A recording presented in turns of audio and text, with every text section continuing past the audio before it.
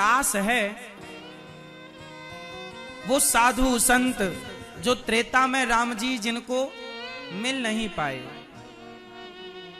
राम जी ने कहा अगली बार आना, और भगवान सबके माँ बाप हैं, हम सब भगवान के बच्चे हैं।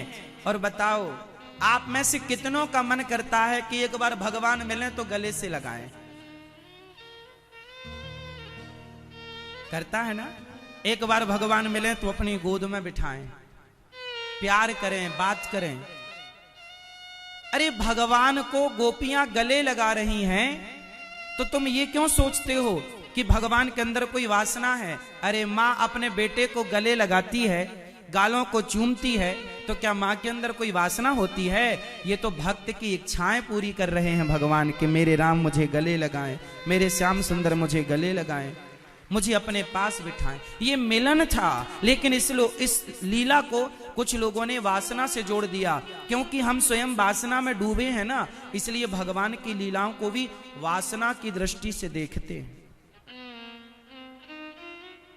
शंकर जी उस लीला में आए, स्त्री बनकर सम्मिलित हुए। नारद जी आए, स्त्री बनकर सम्मिलित हुए। गोपी मतलब स्त्रियां नहीं, गोपी एक भाव है।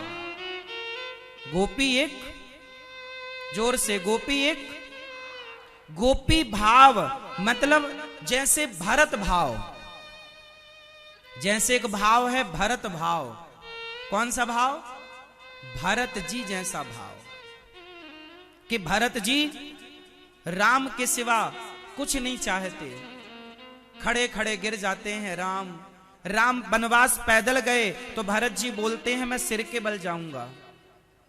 राम जी जमीन में सो रहे हैं तो भरत जी बोले मैं जमीन में गड्ढा खोद कर सोऊंगा। हाँ या ना? ये भरत भाव है। ऐसी गोपियों की तरह प्रेम करने वाले को गोपी भाव बोलते हैं। गोपियों का प्रेम निश्चल था, निष्कपट था, कोई वासना नहीं थी। गोपियां कोई सामान्य स्त्रियां नहीं थीं। जन्म जन्म के साधु संतों को, जन्म जन्म के ऋषि मुनियों को, जन्म जन्म के तपस्वी भक्तों को, वेद की ऋचाओं को भगवान ने गोपी बनाकर भेजा और सबको एक साथ मिलकर जो लीला की, उस लीला का नाम रास रखा। शंकर जी भी उस लीला में गए गोपी बनकर, तो कोई विषय वासना लेके गए शंकर जी क्या? तो बताओ रास रचाना सही है या गलत है? मीराबाई ने कृष्ण को किस भाव से भजा? उत्तर दो। मीरा ने भगवान को किस भाव से भजा? पति के भाव से। किस रूप में देखा? पति के रूप में। अब बताओ मीरा का कृष्ण को पति रूप में देखना सही है या गलत है? उत्तर सही है। ऐसी मीरा जैसी ना जाने कितनी स्त्रियां जो कृष्ण को पति रूप में चाहती हैं, उन सबको भगवान द्वापर में गोपी बनाकर जन्म देते हैं और सबको मिलते हैं। वो मिलन रास होता है, वो रास है, वो जीवात्मा और परमात्मा का मिलन है। वो भक्त की प्रत्येक कामना की पूर्ति है। जाकी रही भावना जैसी, प्रभु मूरत देखी तिन तैसी। यशोदा ने पुत्र रूप में देखा, द्रौपदी ने भाई के रूप में देखा, अर्जुन ने सखा के रूप में देखा, तो गोपियों ने पति के रूप में देखा। क्या बुरा है इसमें? कोई स्त्री यदि कृष्ण को अपना पति मानती है तो त्वमेव माता च पिता त्वमेव बंधुश्च सखा त्वमेव विद्या द्रविणम त्वमेव सर्वम। ये लाइन बोलो मेरे संग, त्वमेव सर्वम। सिर्फ इतना बोलो, त्वमेव सर्वम मम देव देव। इस लाइन का जरा अर्थ बताओ क्या हुआ? कि हे प्रभु आप ही हमारे सर्वस्व हैं, आप ही हमारे सर्वस्व हैं, सब कुछ हैं। अब सब कुछ में पति आ गया कि नहीं? आ गया कि नहीं? तो फिर कोई कृष्ण को पति भाव से पूजे और भगवान उसे गले लगाएं तो आपको क्या दिक्कत है? इसलिए भगवान की ये जो रास की लीला है, ये मिलन है। फास्ट बताओ, रास का मतलब क्या हुआ? रसो वैसा, कृष्ण का एक नाम है रस।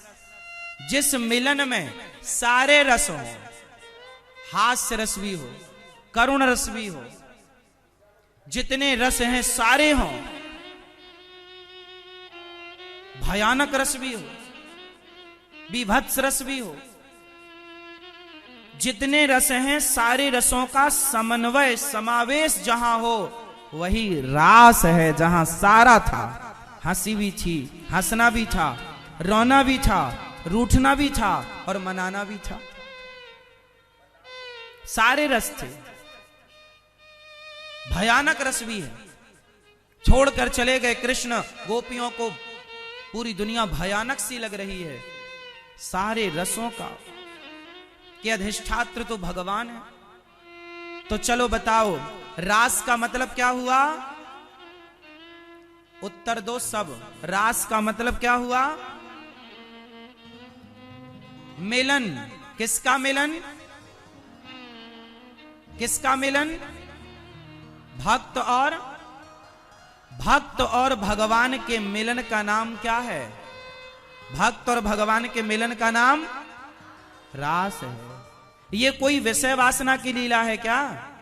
उत्तर, कामदेव हम सबको परेशान कर सकते हैं, भगवान को क्या परेशान करेंगे?